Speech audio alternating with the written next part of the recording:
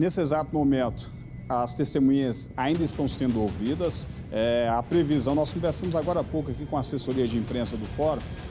Hoje e amanhã estão previstas aí as oitivas dessas testemunhas, viu, Nicole? As testemunhas de acusação, de defesa, essas testemunhas estão sendo ouvidas hoje. A previsão que esse julgamento se estenda até o próximo dia 19, no caso, domingo, né, de acordo com a projeção aqui do Fórum, tá? Os familiares estão acompanhando, né, alguns amigos também estão acompanhando aqui essa sessão que teve início agora há pouco, por volta ali de 11 horas da manhã. Foi iniciado já com o depoimento de um policial militar que participou aí das ações que resultaram aí, dessas ações que resultaram nessas importantes prisões e no esclarecimento desse crime que chocou em todo o Distrito Federal, todo o Brasil, a história da chacina do DF, esse crime tão sombrio, viu, Nicole? E nós vamos mostrando, Nicole, com o desenrolar aqui dessa audiência, né, que está acontecendo nesse exato momento, nós vamos mostrando o passo a passo, vamos atualizando essas informações com base nas oitivas que estão sendo prestadas nesse momento, Nicole. Tá aí. Mais familiares chegaram no local, você teve contato com mais alguém da família? Como é que foi, Ailton?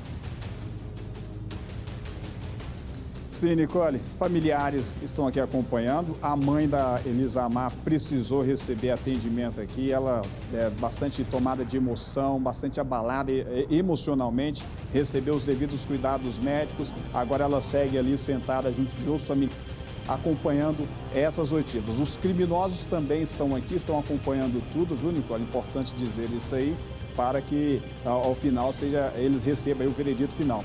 Nicole, só o DF Alerta tem, né, imagens exclusivas, depoimentos exclusivos. Se é exclusividade, é com o DF Alerta.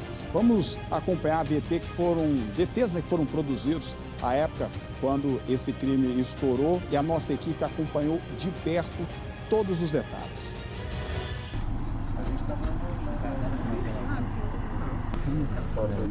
Nós tivemos acesso aqui com a permissão da Polícia Civil no local onde foi localizado os 3 corpos dentro desse buraco que seria uma fossa, uma cisterna. Os 3 corpos estavam aqui com terra e também cobertos por cal. Essas vítimas foram colocadas em cárcere, dali subjugadas, retiradas senhas, contas bancárias para proveito econômico dos autores. Todo mundo tem uma lembrança boa da minha mãe. Minha mãe foi uma mulher que todo mundo gostava dela. Justiça. Que esses caras pagam pelo que fez com a minha mãe.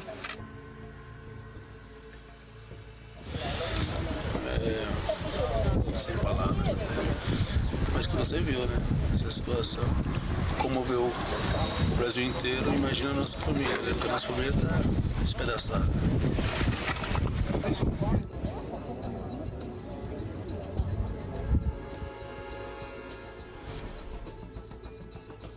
Brunos, a equipe do DF Alerta veio a um local, fica a cerca de 6 quilômetros de onde era o cativeiro.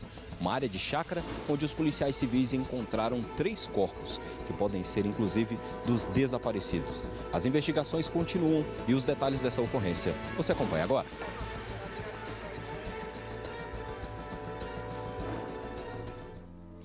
Policiais civis receberam uma informação através, inclusive, de um dos presos, de onde possivelmente estariam os corpos dos outros desaparecidos. Tiago, Cláudia Regina e Ana Beatriz. Através dessas informações, os policiais vieram aqui ao local e começaram as buscas, começaram a trabalhar. Local amplo, de difícil acesso, até chegar na chácara abandonada. Um local que nem luz tem, inclusive todas as viaturas saíram, só nossa equipe está aqui. E percebe-se que não há iluminação nenhuma. Através do serviço do Corpo de Bombeiros com os cães, os policiais chegaram até uma área da casa onde fica uma cisterna. Estava lacrada. Os cães tiveram dificuldade de identificar o que estaria ali dentro, mas deram um sinal que poderia ser algo. Quando os bombeiros removeram a tampa da cisterna, acabaram percebendo que no fundo estava uma quantidade de terra muito suspeita. Ao remexer essa terra, um mau cheiro exalou e foi confirmado que haviam corpos lá dentro. Quando foi recolhido essa terra, tirada essa terra com cal, os bombeiros acabaram localizando os corpos de uma mulher, uma adolescente e um homem. Os corpos foram retirados do buraco e foi feita a perícia para análise posterior. Nós tivemos acesso aqui com a permissão da Polícia Civil no local onde foi localizados os 3 corpos dentro desse buraco, que seria uma fossa, uma cisterna. Os 3 corpos estavam aqui com terra e também cobertos por cal. Os policiais civis tiveram um trabalho incansável até a localização desse local, uma chácara abandonada, e contaram com o apoio dos bombeiros para fazer a retirada dos corpos. Um corpo adulto masculino, um corpo adulto feminino e um corpo adolescente também feminino. Ainda não há 100% de certeza que são as 3 pessoas que estão desaparecidas, mas a Polícia Civil acredita que sim. Local bastante afastado, a chácara estava abandonada, a propriedade está abandonada há muito tempo e provavelmente o local tenha sido escolhido por isso. O buraco está aqui, inclusive um mau cheiro insuportável devido à condição que os corpos foram localizados.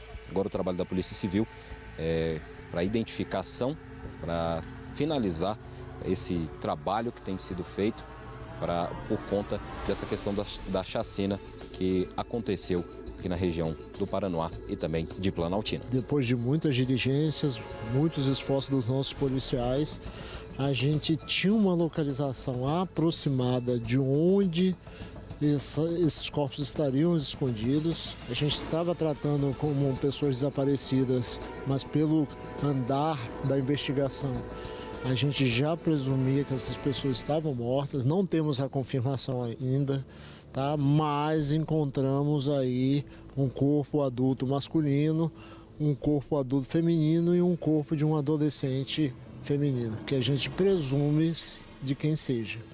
Vamos esperar a confirmação. Após saber da área em que os corpos estavam depositados, a gente novamente recorreu aos autuados, que um deles resolveu colaborar e indicou o local onde as vítimas estavam. A gente tinha localização onde esses corpos poderiam estar. Com a informação que ele deu, a gente está desde o início da noite aqui, fazendo uma varredura no local e até chegamos a esse endereço aí, essa casa abandonada. Doutor, quais são os passos agora em relação a essa investigação, já que o foco, a princípio, era localizar as vítimas, né? Que a princípio se imaginou serem autores, agora são todos vítimas, e agora quais são os passos que o senhor pode adiantar para a gente em relação a essa investigação? Olha, conforme eu falei para vocês, a gente estava entrando na fase cognitiva de provas, análise de documentos. A gente já estava vendo que a versão da coautoria estava muito prejudicada. Então nós passamos a encarar essas pessoas desaparecidas como vítima também. Após a localização do corpo do Marcos, a gente teve quase certeza disso. E agora, com esse desfecho desse encontro dos corpos, mesmo não identificados, mas eram as pessoas que a gente estava procurando. A gente acredita, naquela versão inicial, que foi uma extorsão. Essas vítimas foram colocadas em cárcere, dali subjugadas, retiradas senhas, contas bancárias para proveito econômico dos autores. Possibilidade de ter mais pessoas envolvidas além desse elemento que vocês estão procurando? É que eu falei para vocês inicialmente, essa investigação foi uma investigação ímpar para a Polícia Civil do DF, quiçá do Brasil. Nós podemos comparar que a gente entrou numa casa escura e cada cômodo que a gente entra, a gente tem que iluminar, tirar móveis para ver se a gente enxerga mais à frente. Então eu não posso falar que as portas, que os cômodos estão todos fechados, mas a gente vai prosseguir para tentar iluminar essa casa toda. Como se fosse uma casa escura. Eles iluminam um cômodo, começam as investigações, começam a achar e logo precisam ir para outro, porque continuam as investigações. Então tem sigilo telefônico, sigilo bancário, além, é claro, da localização do elemento do Carlon Mann, que é envolvido com a facção criminosa que está foragido e, segundo as investigações, ele tem ligação com esse crime. A Polícia Civil só conseguiu encontrar esses corpos com a ajuda de um dos presos. Mas, segundo o próprio Dr. Ricardo, não havia possibilidade de informar qual seria para não prejudicar o indivíduo que colaborou com as investigações. Agora os corpos foram para o IML para fazer os exames periciais e assim determinar quem são essas vítimas. E a polícia continua as investigações dessa chacina que chocou não só o Distrito Federal, mas também o Brasil e talvez o mundo. DF Alerta, jornalismo que sempre maceta. Todo mundo tem uma lembrança boa da minha mãe. Minha mãe foi uma mulher que todo mundo gostava dela. Justiça. Que esses caras pagam pelo que fez com a minha mãe.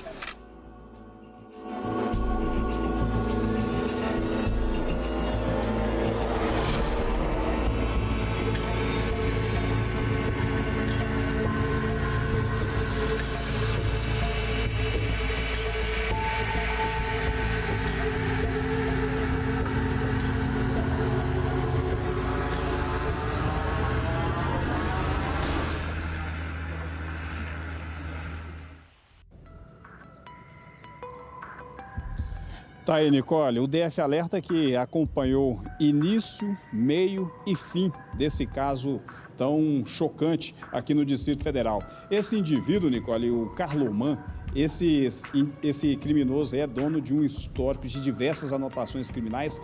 É um indivíduo com perfil de psicopata mesmo. Ele teria cometido um crime antes mesmo dessa assassina com requintes de crueldade, Nicole.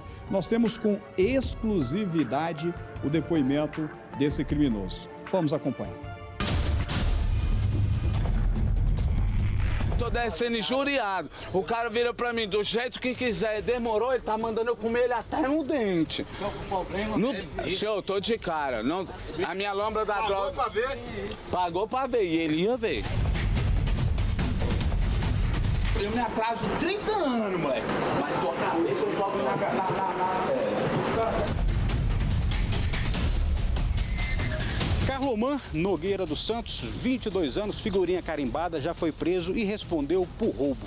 Na tarde dessa quarta-feira, policiais militares receberam informações de que ele estava na 20/22 de Ceilândia Sul, próximo à estação Guariroba, armado e ameaçando algumas pessoas. Fui buscar minha namorada no metrô, entendeu? Chegou no metrô, os dois guardiões do metrô foram só barra, falou que eu queria roubar e tal, e tal, e tal. Tipo, veio querendo entrar em umas comigo. Levantei a camisa e falei, cara, não estou roubando, não estou roubando. Mas já que o senhor está querendo roubar, eu vou voltar aqui e vou te dizer que se eu quisesse roubar, eu roubava, cara. Quando a equipe do 8º Batalhão chegou no local informado e procurando ali pelo suspeito, visualizou o Carloman. Só que ele, neste momento, estava discutindo com o Carlos Henrique da Silva, de 33 anos. Carlos Henrique, armado com uma faca. Carloman, armado com essa pistola 380, só que sem munição. No momento da abordagem, eles estavam discutindo, e inclusive o elemento que estava armado fez menção de sacar a arma contra a guarnição. Tivemos que ser enérgicos na abordagem, conseguimos fazer a abordagem, tomar a arma e a faca dos dois. Eu estava com a arma, sim senhor, estava com a faca, sim senhor, e ia aplicar o desafeto se não fossem os senhores aí. E a situação do Carloman, que já não era muito boa, ficou ainda pior. Hoje é aniversário dele e chegando aqui na 23ª DP, os policiais descobriram que havia contra ele um mandado de prisão pelo crime de roubo. Tem um mandado de prisão por ter cometido o crime de roubo anteriormente e agora vai ficar preso definitivamente.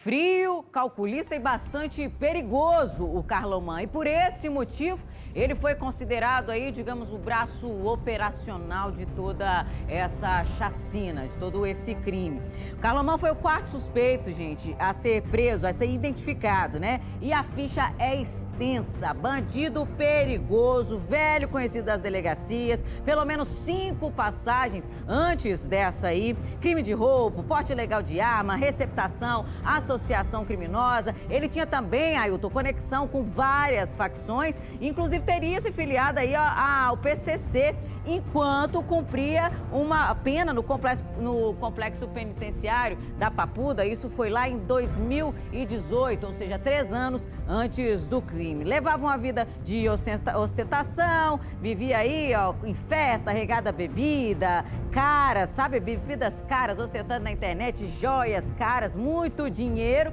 Claro, fruto do trabalho dele, que não era, né, gente? Dessas atividades, todas essas atividades ilícitas da qual o Carloman fazia parte. Muita frieza nesse depoimento aí. E o que mais chocou, inclusive, os investigadores foi o comportamento dele depois da prisão, esse que o DF Alerta traz com exclusividade para você. Inclusive, tem passe em que ele faz piadas com os 10 mortos dessa chacina, isso durante o depoimento dele. Teve um papel essencial no massacre, tá? Ele fez aí a execução e também a vigilância durante todo esse tempo e deixou rastros no cativeiro. Foi por causa das digitais do Carlomã que ficaram no cativeiro que a polícia então conseguiu encontrar mais pistas e o carro queimado, usado para queimar as vítimas, que a polícia conseguiu aí fechar o cerco contra o Carlomã por conta essas digitais deixadas no cativeiro e também no carro queimado. O que ele receberia? Seria a parte do Carlomã, R$500 mil, o dinheiro que viria da venda dessa chácara da família assassinada. Só resumindo aqui para vocês. E não é só o Carlomã que está sendo julgado, os outros também, né? A gente deu a ficha dele aqui, né, Ailton? Porque ele é, sim, o mais perigoso de toda essa ação. Se é que dá pra gente classificar, mas ele era o mais experiente. Exatamente, Nicole. Um indivíduo frio, calculista, um criminoso aí que acreditou que fosse ficar na impunidade. Para você ter ideia, Nicole, de acordo com o que foi apurado pelas investigações, esse indivíduo foi ele que ele seria o mentor, né, de toda essa trama aí para que então pudesse vitimar essas vítimas. Para se ter ideia, ele utilizava do celular das vítimas para atrair outros familiares para que fossem também vitimados, assassinados, viu, Nicole? Na ocasião, a nossa equipe também, nós conseguimos conversar com a família dessas vítimas aí, tá? Nós vamos acompanhar agora esses depoimentos, o relato desses familiares com relação a esse crime tão brutal que até hoje as famílias, né, e as pessoas ainda não conseguiram superar, Nicole. Vamos acompanhar. É o sofrimento que não será nunca. É isso. De onde que a senhora tirou força nesses 3 anos? Deus. Deus em primeiro lugar, se não fosse Deus, eu não sei o que era feito de mim. Acho que eu nem existia. Mas eu tenho um Deus vivo, um Deus que tudo pode, um Deus misericordioso, que vai fazer justiça. Em nome do Senhor Jesus vai ter justiça, porque eu confio no Deus vivo e um Deus que tudo pode. É a sua única filha mulher? Não, são 4. Qual que é a lembrança que fica dela? Tu acredita? Eu não sei nem explicar, mãe, porque é muito forte. É muito forte o que eu sinto, o que eu passo, o que eu vivo aos meus filhos. Sinto saudade dela, das crianças, muita saudade. Pra mim, parece que eu tô vendo ela passar no portão lá de casa e tá pra dentro quando ela chega do lado da casa dela. Mas eu espero em Deus que Deus vai fazer justiça. O sentimento é de revolta, né? Vingança, mas como a gente não tem isso, então a gente quer justiça. A gente espera que Deus ilumine, a gente pede para Deus todo dia que Deus ilumine a mente, a cabeça do juiz, promotor, advogado, jurados, né? E que eles peguem a pena máxima, que é o que a gente espera, nós da família. Sofrimento é de tristeza, né? De muita tristeza, porque a gente carrega uma ferida que nunca fecha e hoje a gente tem a esperança, né? Que comece a fazer justiça, porque é pra gente ter um alívio, né? Deitar a cabeça no travesseiro e pelo menos pensar que nossa irmã foi, nossa família foi, mas que a justiça terrena vai ser feita. E que eles paguem, que eles peguem a pena máxima e que apodreça na cadeia, principalmente esse lá que a minha mãe deixava ele fazer churrasco lá, eu quero que esse lá apodreça mesmo, eu quero que ele morfe na cadeia.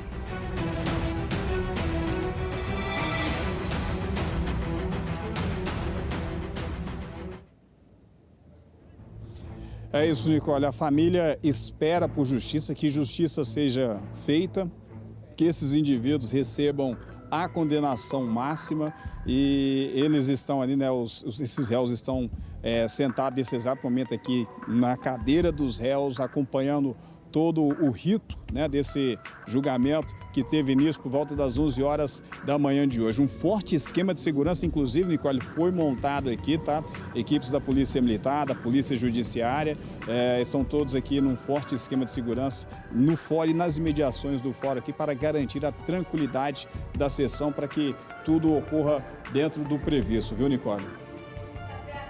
Lembrando que hoje é só o primeiro dia, vai ser uma verdadeira maratona judicial durante toda a semana.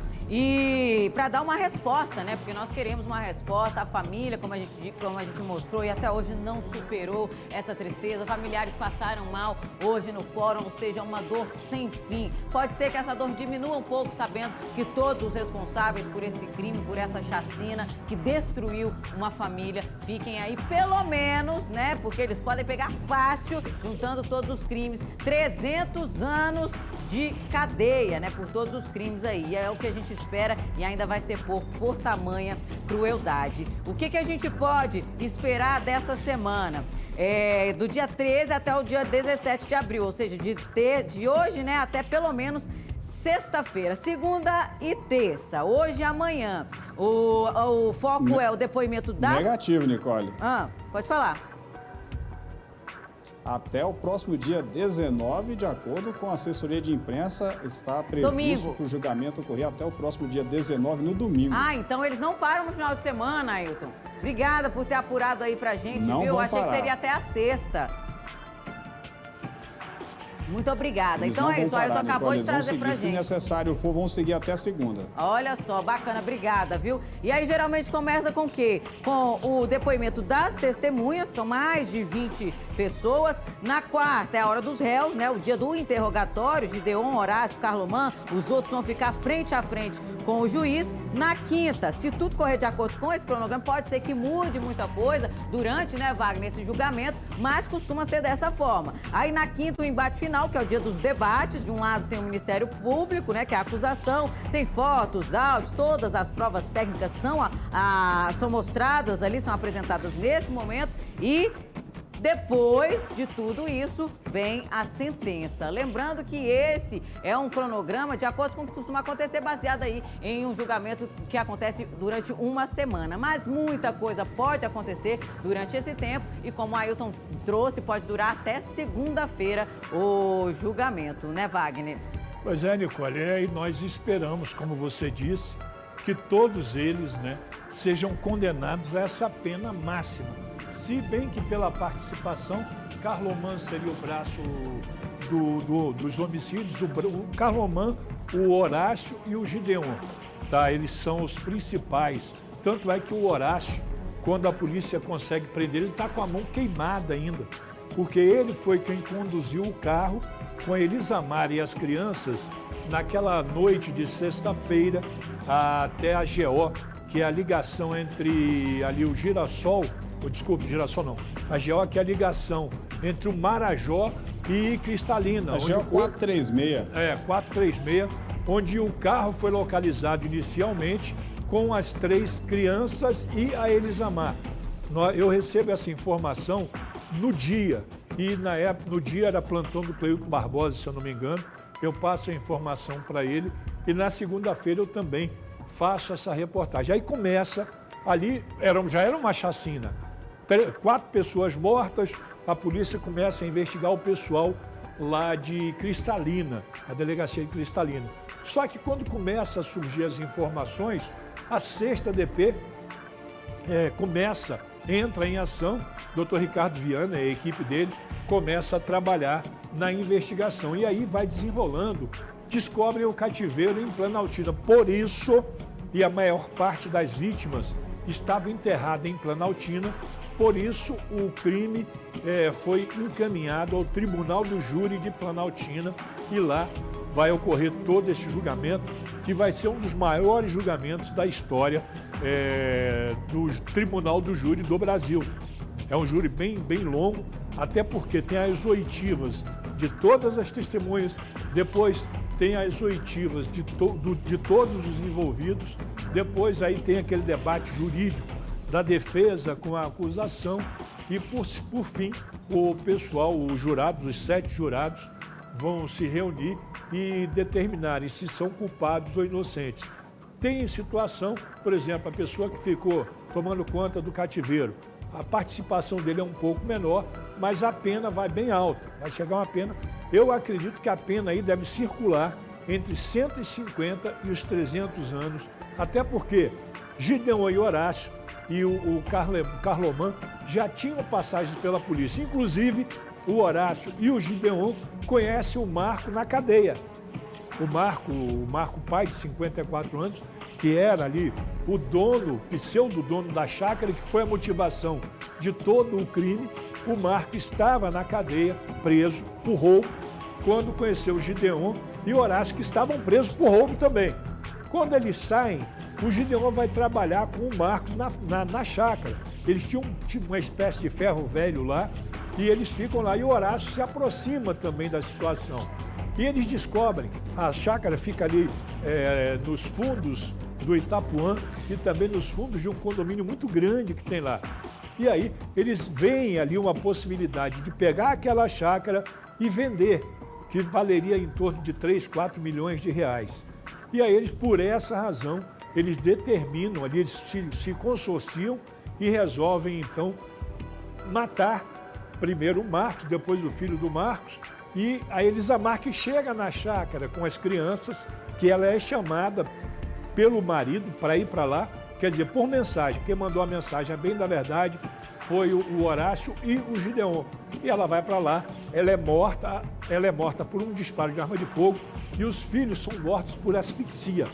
Eles enforcam as 3 crianças, colocam no carro, levam o carro para essa estrada, para a 436, né, que é uma via de ligação entre o Marajó e a cidade de Cristalina, e lá nesse local eles ateiam fogo no carro.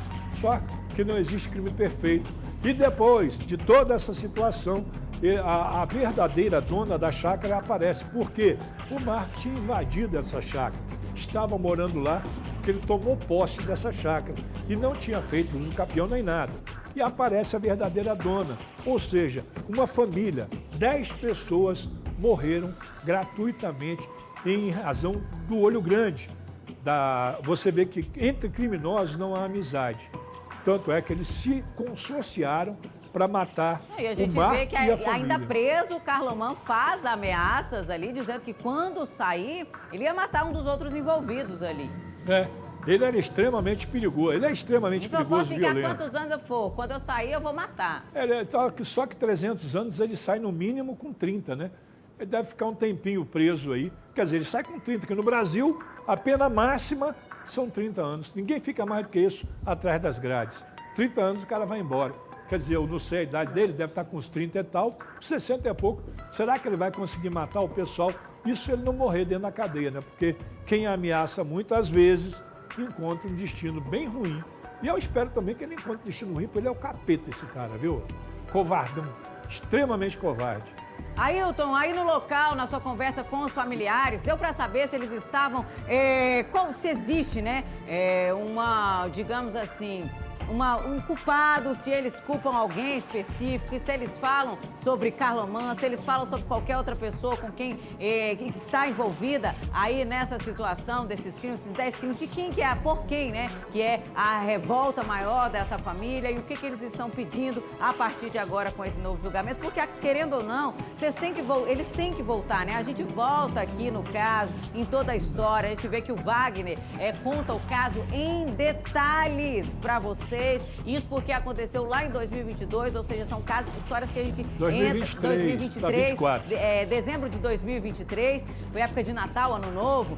28 de dezembro de 2022, hein, Wagner? Isso, 2023, eles estavam viajando, né? Inclusive, para ir para comemorar o Ano Novo, enfim, fazendo uma viagem, uma coisa terrível para essa família. E a gente lembra de todos os detalhes. Wagner contou aqui pra gente com muita clareza, porque realmente foi um caso muito difícil de acompanhar e a gente entra na história. E não é fácil nem pra gente voltar a essa história e mostrar mais uma vez sobre essa chacina. Acredito que na minha história, na do Wagner Relâmpago, que está há anos aí no jornalismo policial, essa chacina e também o caso do Lázaro, né, Wagner, foi um dos mais difíceis de acompanhar.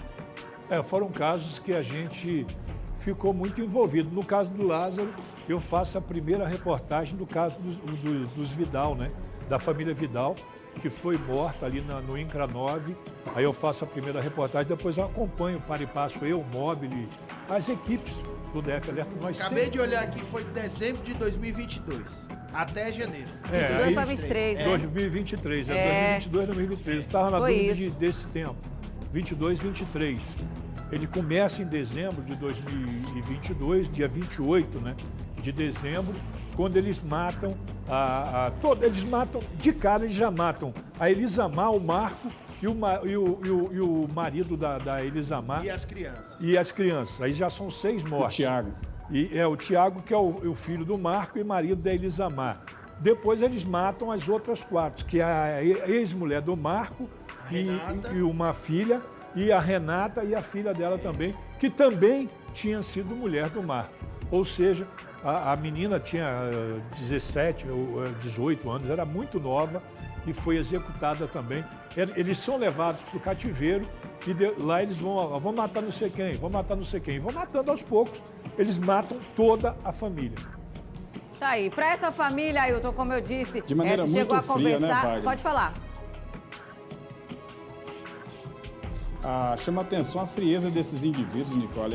Mesmo aqueles que ficaram só responsáveis, né, por ficarem na guarda desse cativeiro, estão sendo julgados de igual aqui com esses outros criminosos que tiveram participação no crime, não chegaram a participar exatamente da execução, né, mas tiveram uma importante participação para que essas vítimas, então, fossem assassinadas, para que essas 2 famílias fossem, então, dizimadas. E a família, Nicole, você perguntou sobre o sentimento da família. O sentimento aqui é de que justiça seja feita, né? De acordo com os familiares, a justiça está começando a ser feita com esse julgamento aqui hoje e eles esperam que eles recebam a condenação máxima, que os jurados pesem a mão aí na hora de decidir no veredito no final das sessões aí, viu, Nicole?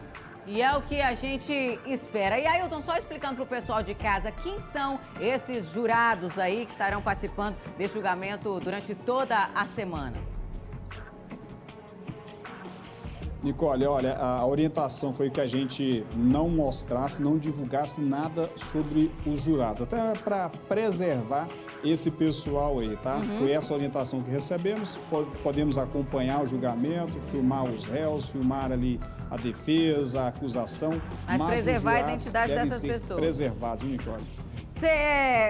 O Wagner, são Nicole, 7 pessoas escolhidas aí, juízes, 7 pessoas do povo, né? Pode ser eu, você. São 7 pessoas escolhidas. Elas eles são escolhidas. Essa é a minha pergunta. Entre, acho que 20 pessoas, acho que são 21 pessoas, e aí é feita uma escolha. A defesa pode declinar de algumas pessoas, assim como a acusação. Só que 7 pessoas são escolhidas, que é o conselho de sentença que faz o julgamento. E elas ficam ali o tempo todo, elas ficam reclusas embora, né? Durante todo esse tempo, não tem contato com ninguém. Eles não podem ter contato com ninguém, só entre eles. Eles ficam num hotel, num lugar reservado, que também não é dito. São levados e trazidos por funcionários pela segurança, né, do Tribunal de Justiça do DF e ficam em locais onde eles não têm comunicação nenhuma. Telefones, televisão, nada. Eles não têm nenhum tipo de comunicação. Dependendo do tribunal, fica mesmo no tribunal mesmo esse hotel.